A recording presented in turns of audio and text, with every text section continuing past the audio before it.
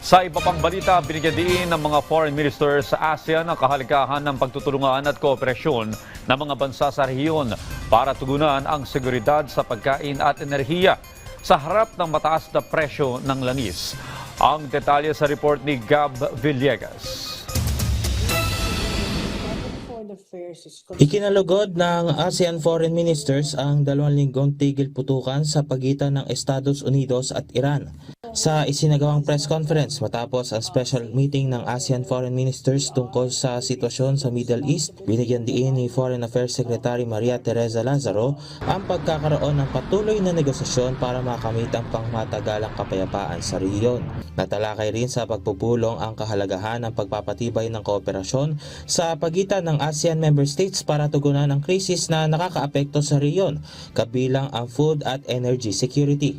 We underscored the importance of further strengthening our cooperation to ensure energy security through the ASEAN Framework Agreement on Petroleum Security, or APSA, the ASEAN Power Grid, APG, and the Trans-ASEAN Gas Pipeline, and advancing our efforts towards alternative energy sources.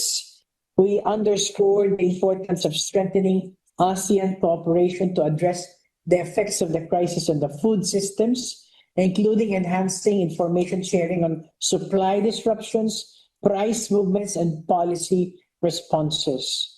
Pinag-usapan rin ng ASEAN Foreign Ministers ang posibleng pagkakaroon ng Crisis Communication Protocol para sa kagyat na konsultasyon, information sharing at policy coordination pagdating sa mga malalaking krisis na nakakaapekto sa rehiyon. Muli ring binigyan diin ng Pilipinas bilang chair ng ASEAN ngayong taon na tuloy pa rin ang 48th ASEAN Summit na nakatakdang idao sa Cebu sa susunod na buwan, kung saan nakasentro ang mga paksa sa 3 urgent priorities tulad ng energy security, food security at kaligtasan ng ASEAN nationals. Gab Villegas para sa Pambansang TV sa Bagong Pilipinas.